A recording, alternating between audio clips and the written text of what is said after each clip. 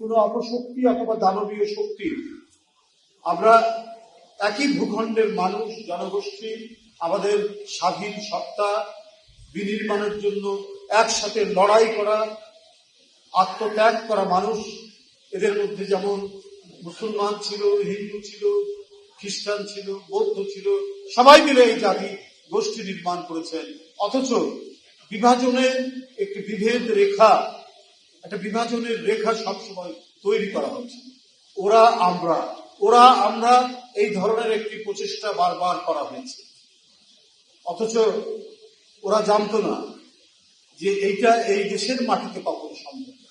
হ্যাঁ, কৃত্রিম ভাবে সংকট তৈরি করা যায়, কৃত্রিম ভাবে বিভাজন তৈরি করা যায়, কিন্তু আমাদের মনের প্রসারতা এবং গভীর, হিন্দু, মুসলমান, বৌদ্ধ, খ্রিস্টান, চাকমা, পারবা, তিপ্রা সবাই মিলে এই ভূখণ্ডের অস্তিত্ব এবং স্বাধীনতা, এই ভূখণ্ডের অর্থনৈতিক বিকাশ, সমস্ত কিছুর জন্য একসাথে লড়াই করা এই জাতি কখনো কোন জাতীয় এবং আন্তর্জাতিক বা বৈদেশিক চক্রান্তে আমাদের ভেতরের এই জমাট মোজাইক করা এই সম্পর্ককে বিনষ্ট করতে আগেও পারেনি, এখনো পারবে না। চেষ্টা করা হয়, নানাভাবে এই প্রচেষ্টা চলে। আমরা যখন একটা ভয়ঙ্কর ফ্যাসিবাদের বিরুদ্ধে লড়াই করছি, খুব দুঃখ, কষ্ট, ভয়ের মধ্যে আছি। আমাদের দলীয় কার্যালয় পল্টনে তপনদা, আমি মুসলমান, তপনদা হিন্দু, কিন্তু আমরা একই আদর্শ বিশ্বাস করি, একটা বৃহত্তর আদর্শ গণতন্ত্রের সাথে একসাথে লড়ছি। ওরই মধ্যে চারিদিকে পুলিশ, র্যাব, বিজেপি, গোয়েন্দা সংস্থা, উনি সরকারের একজন উচ্চতর কর্মকর্তা, ওরই মধ্যে দিয়ে তিনি মাথায় ক্যাপ দিয়ে আমার সাথে এসে কথা বলে দিতেন, আমাকে সাহস দিয়ে দিতেন। বিজনদারাও করেছেন, নিজেদের চাকরি, নিজেদের ক্যারিয়ার সমস্ত জলাঞ্জলি দিয়েছে, কারণ তারা বাংলাদেশি জাতীয়তাবাদে বিশ্বাস করে। শেখ হাসিনার কাছে হিন্দু মুসলমান ছিল না, শেখ হাসিনার কাছে ধর্ম ছিল, সে, তার পরিবার এবং দলের কিছু লোক, এর বাইরে যে যাবে তার কোনো অস্তিত্ব নাই। যদি অস্তিত্ব থাকতো তাহলে তপনদা, বিজনদার চাকরি কেন চলে গেল? ওনাদের তো সচিব হওয়ার কথা, অথবা ডেপুটি সেক্রেটারি, জয়েন্ট সেক্রেটারি থাকতেই ওনাদের চাকরি নাই, কারণ ওনারা জাতীয়তাবাদী শক্তির সাথে তাদের সম্পর্ক। বেগম খালেদা জিয়া বিজনদার মেয়ের বিয়েতে উপস্থিত হয়েছে, এইটা হচ্ছে তার অপরাধ। এই কারণে সে আর বাংলাদেশেই থাকতে পারবে না, তপনদা আর বাংলাদেশেই থাকতে পারবে না। এইরকম, এটা শুধু তাদের, আমি একটা উদাহরণ হিসাবে বললাম, প্রত্যেকের ক্ষেত্রে তাই হয়েছে। অবনীন্দ্র দাস অপুর স্ত্রী, অবনীন্দ্র দাস অপু ছাত্র জীবন থেকে রাজনীতি করে, শুধু এই অপরাধে তার স্ত্রী ঢাকায় ঢুকতে পারেনি দীর্ঘ 17 বছর। রমেশ দত্তের ভাই, সে একজন সরকারি কর্মকর্তা, ক্যাডার সার্ভিসে, অ্যাডমিন ক্যাডারে। তার ভাইয়ের প্রমোশন হয়নি, কোনোভাবেই তাকে কোনো ভালো জায়গা দেওয়া হয়নি। সাফার এখানে তো দেখা হয়নি। সবাই বলতো যে হিন্দুরা ভোট দেয় শেখ হাসিনাকে, কিন্তু শেখ হাসিনা কিন্তু ওইটা মান্য করেনি। সে ভোট নেওয়ার সময়, তাদেরকে ব্যবহার করার সময় ঠিকই বড় বড় কথা বলেছে, কিন্তু ওর মধ্যেও সে দেখেছে যে ওদের মধ্যে আমার পক্ষে কারা, তার পক্ষে কারা।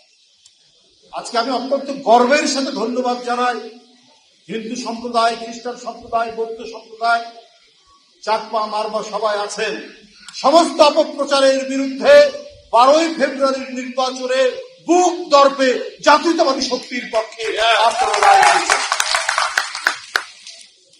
এটা আমাদের প্রেরণা, এটা আমাদের আনন্দে। এটাই জাতিসত্তা বিনির্মাণে যারা শহীদ হয়েছে তাদের আত্মার শান্তি লাভ হয়েছে এই সমস্ত ঘটনা। এই ঘটনা, এই দেশ আমরা সবাই মিলে করে তুলি। এখানে যেমন অমর্ত্য সেনের জন্ম হবে, এখানে এপিজে আব্দুল কালামের জন্ম হবে, বিভিন্ন সম্প্রদায়ের মধ্যে হবে এই দেশে। যদি পার্শ্ববর্তী দেশে হয়, এই দেশেও এই ধরনের বিদ্বজ্জন, প্রাজ্ঞজন, বৈজ্ঞানিক, সাহিত্যিক, অর্থনীতিবিদ জন্ম হবে এই সমস্ত সকল যে সম্প্রদায়ের মধ্যে থেকে, যদি তাদের সঠিক বিকাশ সম্পন্ন করে রাষ্ট্র। বন্ধুরা, আবার আজকে এই মন্দিরের প্রাঙ্গণে আমাকে ডেকে এনেছে, এবং এর আগে অনেকবার ডেকে গেছে, আমি কথা বলেছি। পুরোহিতের সামনে তিনি পবিত্র গীতা থেকে পাঠ করছেন, আমরা সবাই শুনছি, মুগ্ধ হয়ে শুনছি। সেখানে অমৃত বাণী তিনি যেভাবে বয়ান করেছেন সেটা আমরা প্রত্যেকে শ্রবণ করেছি।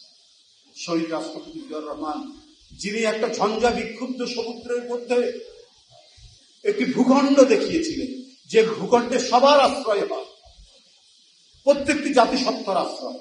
সেই ভূখণ্ডটির নাম কি জানেন? বাংলাদেশী জাতীয়তাবাদ।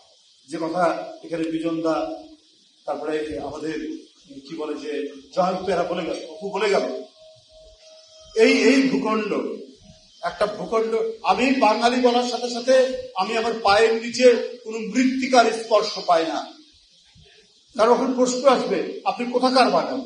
আমেরিকার বাঙালি, ফ্রান্সের বাঙালি? কারণ ওখানে তো অনেক বাঙালি বাংলা ভাষায় কথা বলে, অনেক লোক বাস করে না? না পশ্চিম বাংলার বাঙালি, না ত্রিপুরার বাঙালি।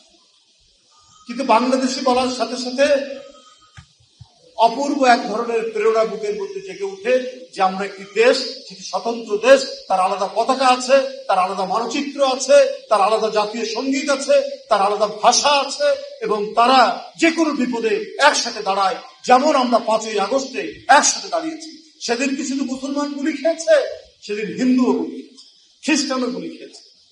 জুলাই আন্দোলনে সবাই মিলে আজকে দেখুন, আজকে এখানে সারা বাংলাদেশ থেকে এসেছে সকল সম্প্রদায় এবং নৃগোষ্ঠীর মানুষ।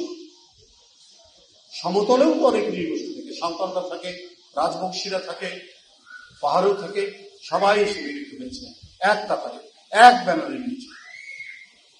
আমরা আশা করি আমাদের এই পরস্পরের মধ্যে ভ্রাতৃত্ববোধ, এটা কেউ ভাঙতে পারবে না। আমরা আমাদের এই স্বাধীন সত্তাকে রক্ষা করার জন্য আমরা কাঁধে কাঁধ মিলিয়ে প্রত্যেকে একসাথে কাজ করে যাব, একসাথে লড়াই করব, একসাথে বিনির্মাণ করব, একসাথে সৃষ্টি করব, আক্রমণ আসলে একসাথে প্রতিরোধ করব। বন্ধুরা আমার, আমি অভিভূত যে শহীদ রাষ্ট্রপতি জিয়াউর রহমানের 45তম শাহাদাত বার্ষিকী, তার আত্মার শান্তি কামনা, তার আত্মার সদ্গতির জন্য আজকে বাংলাদেশের একটি অন্যতম প্রধান দেবালয়ে আমরা এখানে একসাথে মিলিত হয়েছি এবং পবিত্র গ্রন্থসমূহ থেকে পাঠ করা হয়েছে। আমি সব সম্প্রদায়কে আবারও আমার কৃতজ্ঞতা জানাচ্ছি। আজকে প্রধানমন্ত্রী নিরন্তর প্রচেষ্টার মধ্যে দিয়ে তিনি তার নির্বাচনের প্রাক্কালে প্রদত্ত অঙ্গীকার বাস্তবায়নে নিরলসভাবে কাজ করে যাচ্ছে। যাদের আপনার এগুলো তো আছে, ফ্যামিলি কার্ড করা, কৃষি কার্ড করা, স্বাস্থ্য কার্ড করবে, এই যে প্রতিশ্রুতিগুলো বাস্তবায়নে কিন্তু কোনো ধরনের তার মানে কোনো কমতি নেই, কোনো ঘাটতি নেই। প্রতিনিয়ত তিনি এটা মনিটরিং করছেন, এগুলো সবকিছু তিনি দেখছেন।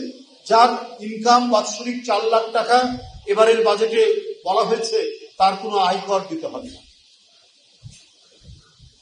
প্রস্তাব করা হয়েছিল মুদির দোকানগুলোতে কর বসানো। আমরা যারা বিএনপি করি আমরাও বলেছি যে না, এত গরিব মানুষের দোকানে ভ্যাট বসানো যাবে না, মানে কর বসানো যাবে না। বাজেট যখন পাশ হয়েছে তখন মুদির দোকানের ভ্যাট যেটা প্রস্তাব করা হয়েছিল ওইটা প্রত্যাহার করা হয়েছে।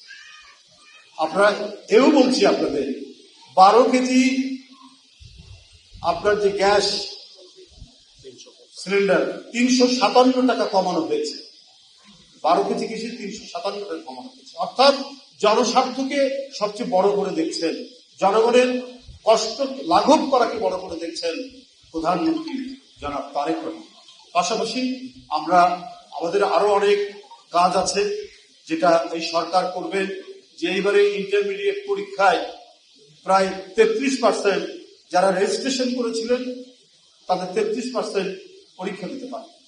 এটা শিক্ষা মন্ত্রণালয়কে দেখতে হবে যে কেন এত ছেলে ঝরে গেল। এটা একটি গণতান্ত্রিক সরকার, জবাবদিহিমূলক সরকারের এটি একটি বড় মানে দায়িত্ব যে আমাদের শিক্ষা ব্যবস্থায় আরো উন্নত করা এবং কোন ছাত্র যাতে ঝরে না যায়।